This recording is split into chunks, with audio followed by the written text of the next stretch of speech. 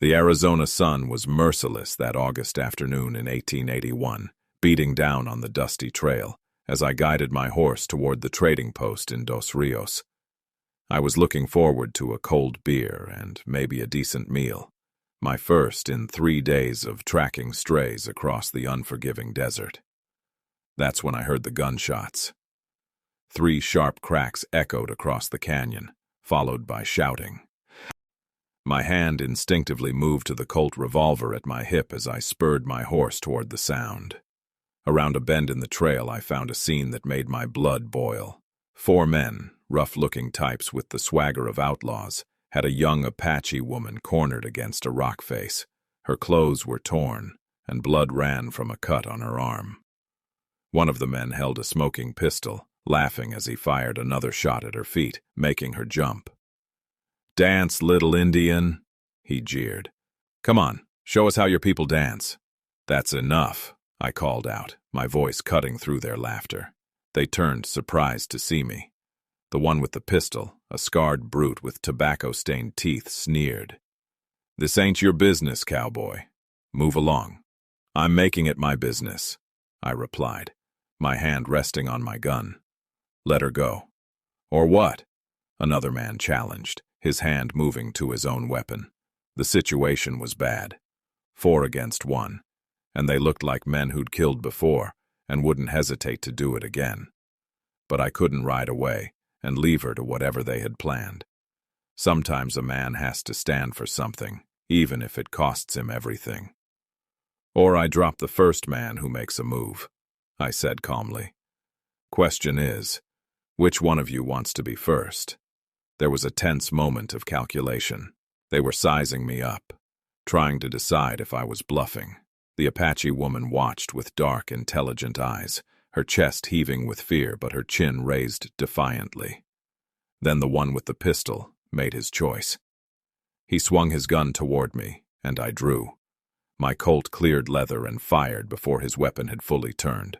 The shot took him in the shoulder, spinning him around and sending his pistol flying. The other 3 froze.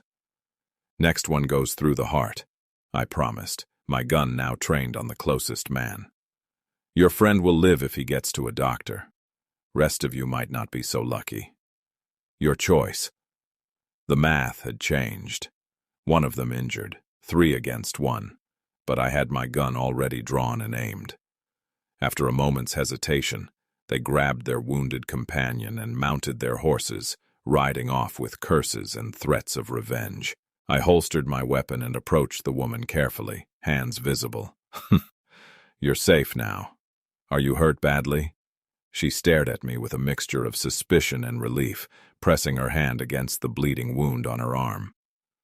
"Why you help?" she asked in halting English. "White men not help Apache." "This white man does," I replied simply. I pulled a bandana from my pocket and gestured toward her arm. "May I? That needs to be wrapped." She hesitated, then nodded. Up close, I could see she was probably around 23 or 24, with striking features and eyes that held both strength and wariness. As I wrapped her wound, my hands trembled slightly, though whether from the adrenaline of the fight or something else, I couldn't say. "My name's Daniel Beckett," I said. "What's yours?" "Kaya," she said softly, watching my face as if trying to understand why I'd risked my life for her. "Well, Kaya, those men might come back with friends. Let me take you somewhere safe." "Where's your camp?" Her expression darkened. "No camp. Cast out from my people. I am alone." The pain in those words was evident. An Apache woman alone in this territory was as good as dead. Between white settlers who viewed all Apache as enemies and the dangers of the desert itself, she wouldn't last long. "Then come with me to Dos Rios," I said. "There's a mission there, run by a good woman named Sister Mary Catherine. She'll give you shelter, no questions asked." "White people's mission?" Kaya looked skeptical. "Sister Mary Catherine doesn't see color," I assured her. "She sees people who need help. Trust me." "Trust," she repeated, as if the word was foreign. You saved my life. I have no choice but trust." She paused, then added quietly, "Thank you, Daniel Beckett. I owe you life debt."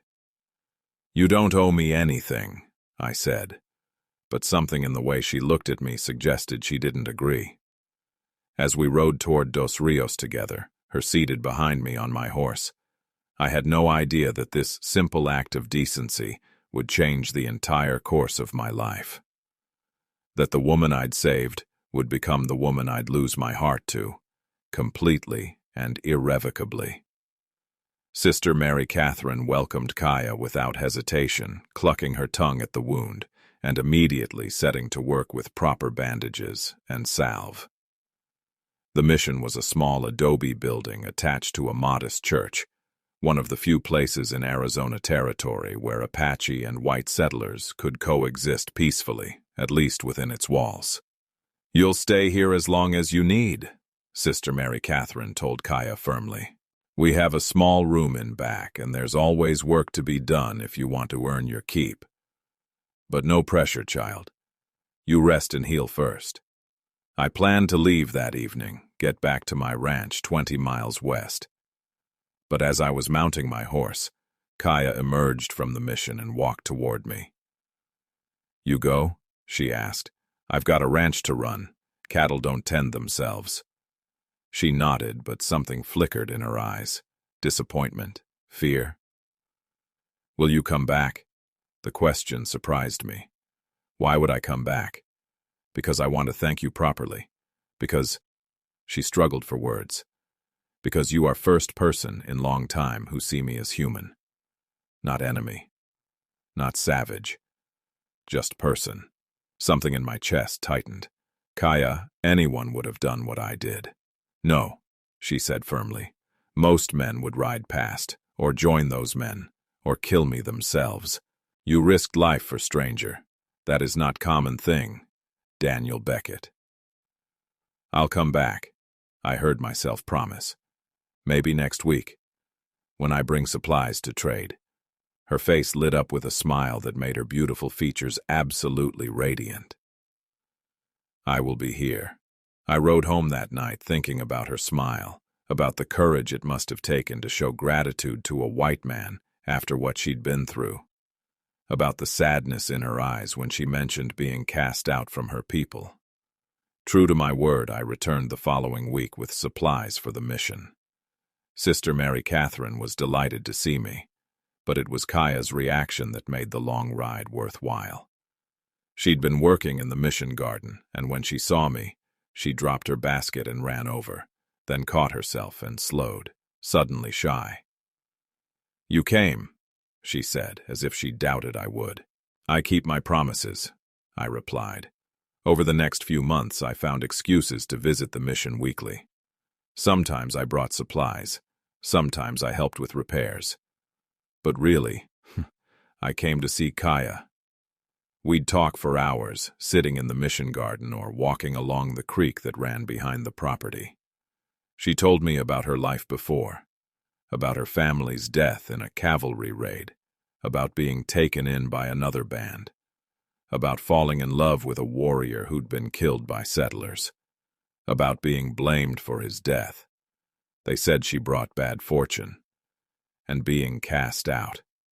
I told her about my own losses, about my parents who died on the journey west, about building my ranch from nothing, about the loneliness of frontier life. "You understand loss," she said one evening as we watched the sunset paint the sky orange and purple. "That is why you could see my pain. People who never lose anything, they cannot see suffering in others." "Maybe," I said. "Or maybe I just saw someone who needed help." She looked at me with those penetrating dark eyes. "You see me, Daniel. Really see me. Not Apache woman. Not enemy. Just Kaya. That is gift more precious than saving my life." I realized then that I was falling in love with her, had been falling since that first day. It terrified me. The social implications, the danger, the impossibility of it all. A white rancher and an Apache woman. The territory would explode. I'd lose friends, business, maybe my life. But when she smiled at me, none of that seemed to matter. The crisis came 4 months after we'd met. I was at the mission, helping Sister Mary Catherine repair the roof, when a group of ranchers rode up. I recognized most of them, men I did business with, men I'd considered friends. "Beckett," their leader, Frank Morrison, called out. "We need to talk." I climbed down from the roof. "What's this about?" "It's about you spending all your time at this mission, sniffing around that Apache girl," he said bluntly. "People are talking, saying you've gone soft on Indians, that you can't be trusted." "What I do with my time is my business," I replied, anger rising. "Not when it affects the whole territory," another man interjected. "There's been raids again, Apache war parties hitting ranches north of here. We need every man ready to fight, not mooning over some squaw." The slur made my hands clench into fists. "Watch your mouth." "It's true, though, isn't it?" Frank pressed. "You're courting her. Don't deny it, Daniel. Everyone can see it." I looked at the circle of hostile faces and realized there was no point in lying. "Yes, I care about her. What of it?" The silence that followed my admission was deafening. Frank Morrison's face turned red, and several of the men exchanged disgusted glances. But before anyone could respond, Kaya stepped out of the mission, having heard the confrontation. "This is my fault," she said, her voice steady despite the fear I could see in her eyes. "Daniel Beckett is good man. He show kindness to stranger. You punish him for being what white men claim to be. Civilized, Christian, merciful. But you only want these things when convenient. You got no right to speak to us," one of the ranchers spat. "Then I speak to Daniel," she said, turning to me. Her eyes were wet with tears. "You lose everything because of me. Your friends, your reputation, maybe your life. I will not let that happen. I will leave. Go far away where my presence not hurt you anymore." "No," I said firmly, stepping toward her. "You're not going anywhere. Daniel, you must see." "I see perfectly clear," I interrupted. "I see that I've spent 4 months getting to know the most remarkable woman I've ever met.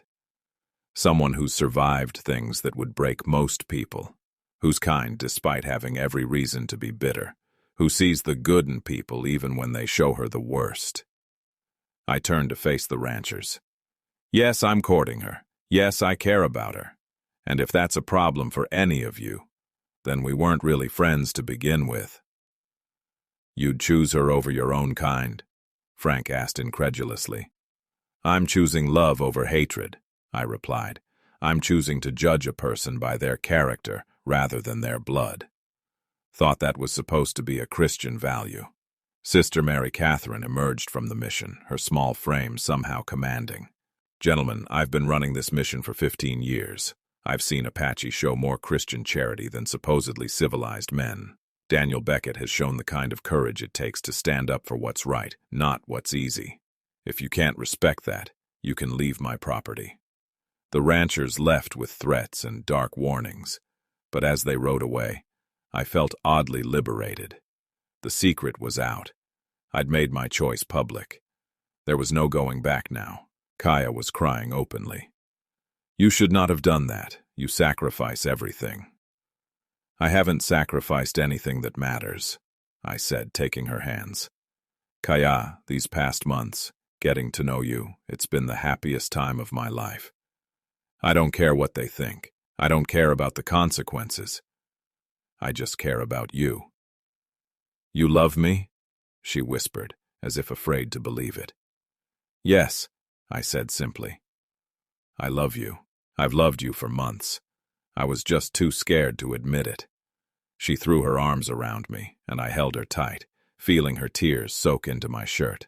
"I love you too," she said. "From that first day, when you stood between me and those men. I think I start falling then." The next weeks were difficult. Some ranchers refused to do business with me. I lost contracts, lost friends, lost standing in the community. But I gained something far more valuable. I gained Kaya. We married at the mission 2 months later, with only Sister Mary Catherine and a handful of people who didn't care about the color of our skin in attendance. It wasn't a grand ceremony, but when Kaya said her vows in careful English, when I slipped a simple silver band on her finger, it was the most meaningful moment of my life. We faced challenges, of course. The territorial authorities initially refused to recognize our marriage. Some Apache bands saw her as a traitor for marrying a white man. We lived in a kind of limbo, accepted fully by neither world. But we built our own world at my ranch. Kaya transformed it with her knowledge of the land, her understanding of plants and weather. She taught me Apache ways of tracking and hunting. I taught her to read and write English. We learned each other's languages, each other's customs, each other's hearts. A year after we married, she gave me the news that she was pregnant. I was terrified and thrilled in equal measure. When our daughter was born, with her mother's dark eyes and my lighter complexion, Kaya named her Nia, which meant purpose in Apache. She is why everything happened, Kaya explained as she held our daughter. Why I was cast out, why you saved me, why we found each other. She is the purpose behind all the pain. 5 years later, Sister Mary Catherine came to visit, now elderly but still sharp. She found us working together in the expanded garden while 3 children played nearby, Nia and her younger twin brothers. I remember when you first brought her here, Sister Mary Catherine said to me. Wounded, scared, alone, and you, trying so hard to pretend you were just being charitable. I laughed. Was I that obvious? To everyone but yourself, she replied with a smile. You know, Daniel, people still talk about you two. But the talk has changed. Used to be scandalized whispers. Now it's something else. Wonder, maybe. Respect, even from some who opposed you. Why? Kaya asked, joining us with baby James on her hip. Because you made it work, Sister Mary Catherine said simply. In a territory torn apart by hatred and violence, you two proved that love can bridge any divide. You've raised beautiful children who belong to both worlds. You've shown that it's possible to honor different traditions without abandoning your own. That's powerful testimony. That evening, after the children were asleep, Kaya and I sat on our porch watching the stars emerge. She leaned against me, and I wrapped my arm around her shoulders. Do you ever regret it? She asked softly. Losing your friends, your standing,